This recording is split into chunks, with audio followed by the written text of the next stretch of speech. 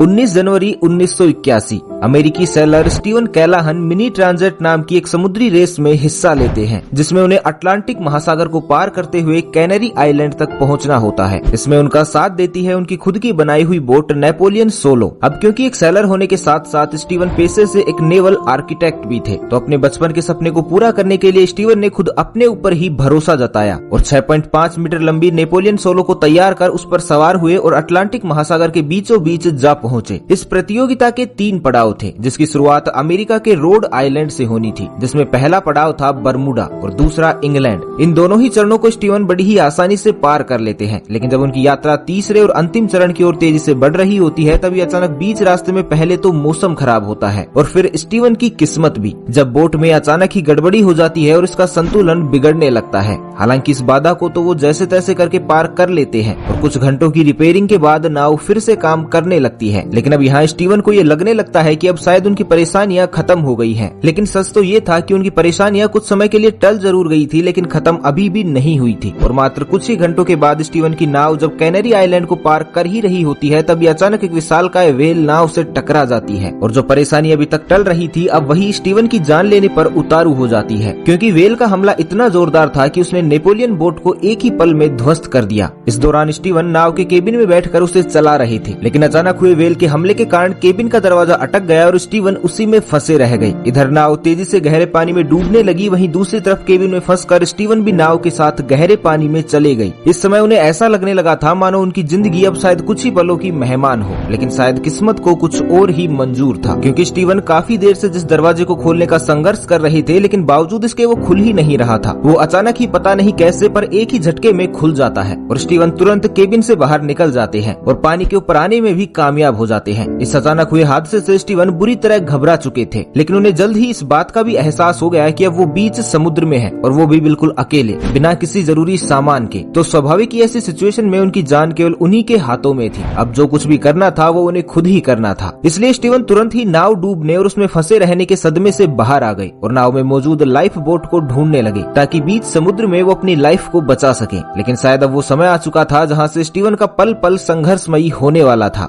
जिसकी शुरुआत तो पहले ही हो चुकी थी, लेकिन समय के साथ साथ उनकी किस्मत बदतर भी होती जा रही थी। स्टीवन जो अभी कुछ ही देर पहले मौत के मुंह से बाहर आए थे, अब उन्हें नाव में मौजूद लाइफ बोट और जरूरी सामान को ढूंढने में भी दिक्कतें आने लगी, क्योंकि रात के अंधेरे में समुद्र के गहरे पानी में डूबी हुई नाव में से कुछ भी खोज कर लाना लगभग असंभव सा लग रहा था। लेकिन स्टीवन ने काफी प्रयासों के बाद आखिरकार इस बाधा को भी पार कर ही लिया और मौत से जंग लड़ते लड़ते उन्हें जो कुछ भी नेपोलियन सोलो पर मिला, स्टीवन ने उसे अपनी एकमात्र सहारा बनी लाइफ बोट पर लाकर रख लिया। स्टीवन अपनी डूबी हुई नाव से एक फिशिंग रोड, खारे पानी को साफ करने वाला फिल्टर और एक स्पीयर गन लाने में कामयाब रहे थे। इसके अलावा जल्दी जल्दी वो जो कुछ भी खाने का सामान जैसे पीनट, कुछ अंडे, फल, सब्जियां और पीने का साफ पानी इकट्ठा कर पाए, वो उन्हें अपनी लाइफ बोट पर लेकर आ गए थे। लेकिन अब उनकी नाव भी काफी गहराई तक डूब चुकी थी। ऐसे में अब दोबारा उसमें जाना एक बहुत बड़ी बेवकूफी होती, इसलिए स्टीवन ने जितना भी उनके हाथ लगा था उसी में सब्र करना बेहतर समझा। लेकिन अब यहाँ समस्या ये थी कि वो सामान केवल 2 हफ्तों तक ही चल सकता था, जबकि स्टीवन खुद ये नहीं जानते थे कि उन्हें यहाँ से निकलने में कितने दिन लगने वाले हैं। इसलिए स्टीवन ने ये ठान लिया कि अब चाहे जो भी हो जाए वो अपनी आखिरी सांस तक जिंदगी के संघर्ष को पूरा करेंगे। इसलिए नाव में रखे खाने को वो बस इतना ही खाते जितने में उनकी सांस से सलामत रहे। दिन यूं ही बीतते गए और अब स्टीवन को अटलांटिक महासागर में खोए हुए करीब 25 दिनों से भी ऊपर हो चुके थे। नाव में रखा खाने का सामान और पीने लायक पानी अब पूरी तरह से खत्म हो चुका था। वहीं दूसरी ओर दूर दूर तक चारों तरफ फैला विशालकाय समुद्र और सर पर नीला आसमान, और इन दोनों के बीच स्टीवन।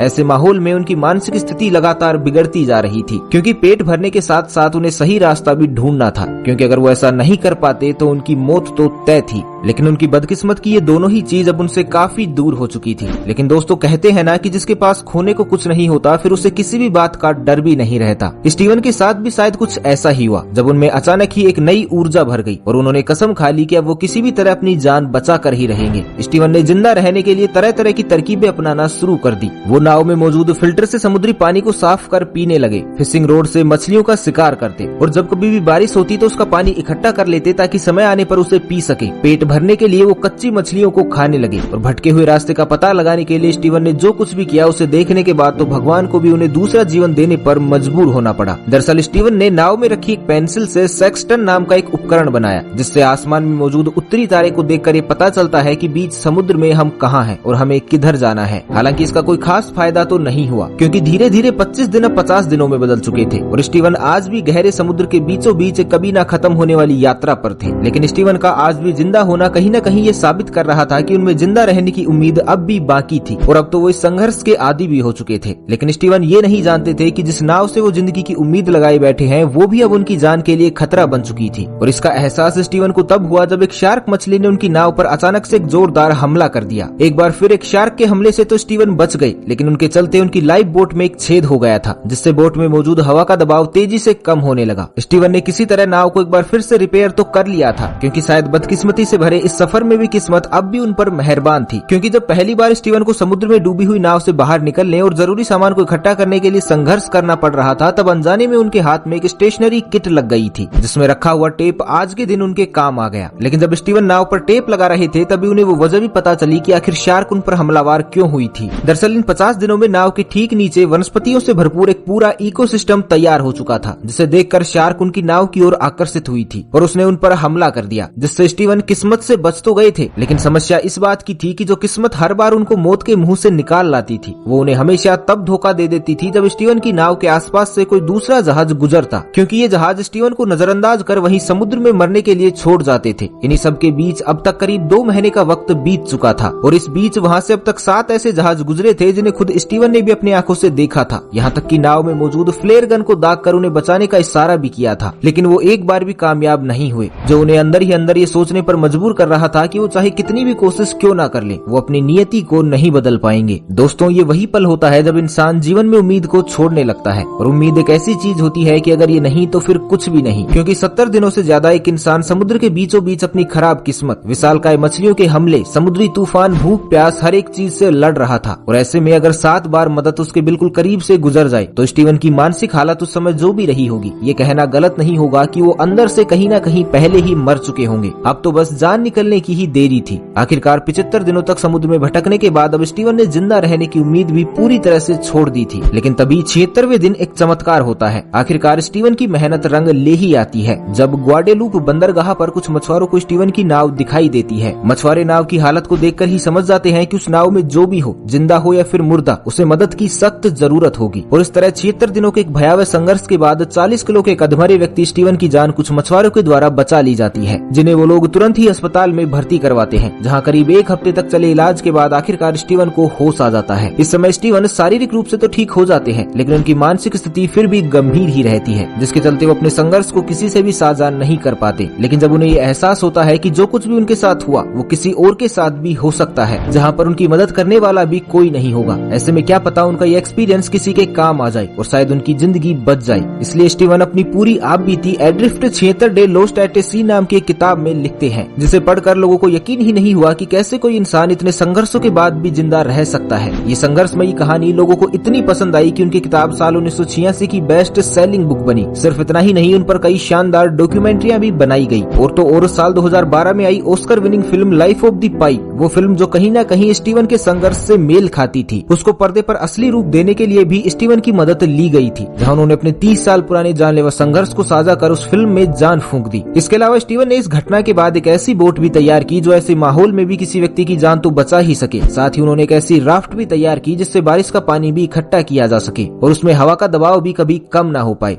तो दोस्तों, बस आज के लिए इतना ही। अगर आपको स्टीवन का ये संघर्ष पसंद आया हो तो इस वीडियो को लाइक जरूर कीजिएगा। बाकी मिलते हैं एक नई वीडियो में, तब तक के लिए खुश रहें, मस्त रहें, हंसते रहें। भगवान करे आप सभी का दिन